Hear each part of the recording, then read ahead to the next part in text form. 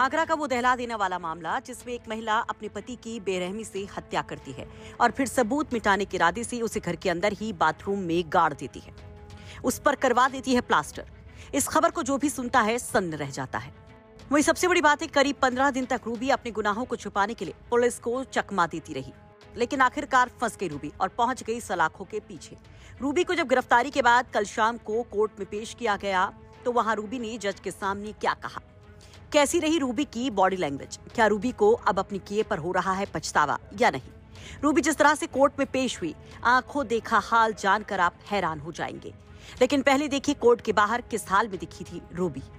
Ruby police के पहरे में साड़ी में मुंह ढके कोर्ट पहुंची, सिर झुका हुआ था, चेहरे पर पूरी तरह से साड़ी का पर्दा था और चारों तरफ पुलिस का घेरा। सधे कदमों से वो आगे बढ़ती नजर आई। जब वो अंदर जाती है तो जज के सामने पेश होते ही वो फूट फूट कर रोने लगती है।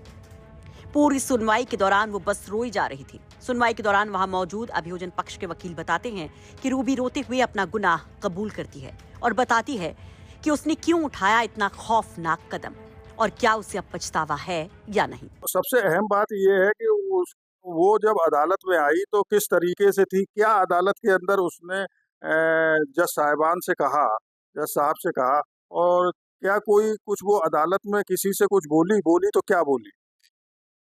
पीड़िता जो भी मृतका हत्या करने वाली उसकी पत्नी है, उसके द्वारा न्यायालय में यही कहा गया कि साहब मुझसे गलती हो गई और मेरे द्वारा जो है मेरा पति शराब पीता था और उससे तंग आकर मैंने उसकी हत्या कर दी है और उसने स्वीकार किया और मोस्टली वो पूरे समय में रोती रही है। हाँ, उसका आचरण रोते हुए उसको ये आभास हो रहा था कि मेरे द्वारा गलती की गई है और इसी को मतलब जो भी उसकी फीलिंग आई होगी इस पर वो बता कर रो रही थी। और लेकिन ये बात सही है कि उसने माननीय न्यायालय के समक्ष अपने द्वारा हत्या कारित किया जाना माना है। एक सबसे अहम चीज ये होती है, आप तो अधिकांश तरीके के अपराधियों को देखते हैं और देख के काफी कुछ आपको अनुभव भी हो जाता है। आप जैसे जो काम करते हैं कोर्ट के अंदर कि कौन सही है, कौन एक्टिंग कर रहा है, कौन वास्तविकता इसके अंदर क्या है। आपको क्या लगा जिस समय वो अदालत के सामने अपने इकबालिया जुर्म कर रही थी, क्या वो एक्टिंग कर रही है या वो हकीकत बोल रही है, किस तरीके की सारी चीजें आपको लग रही। नहीं, प्रथम दृष्टया ये है कि चूंकि हम लोग अभियोजन कार्य करते हैं और अभियोजन कार्य में सामान्यतः क्या होता है कि अभियुक्त के हाव भाव को हम लोग देख कर समझ जाते हैं कि वो झूठ बोल रहा है या सही बोल रहा है।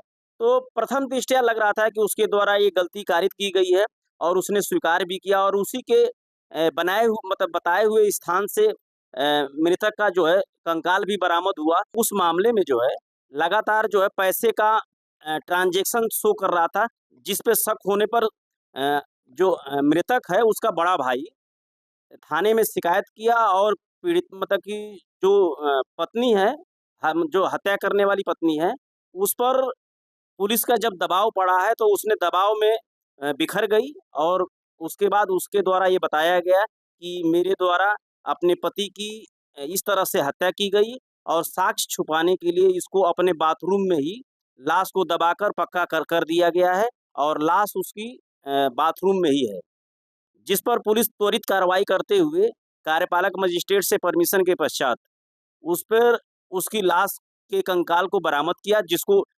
एफएसएल डीएनए सैंपलिंग के लिए भेज दिया गया, जिससे कि ये साबित हो पाए कि मृतक सुरेंद्र शर्मा ही है अथवा नहीं।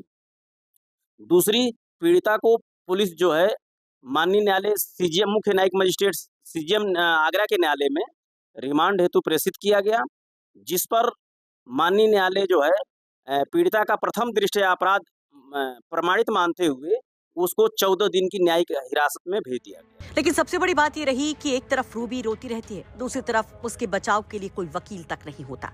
अदालत में रूबी की ओर से पैरवी करने के लिए कोई वकील मौजूद नहीं था।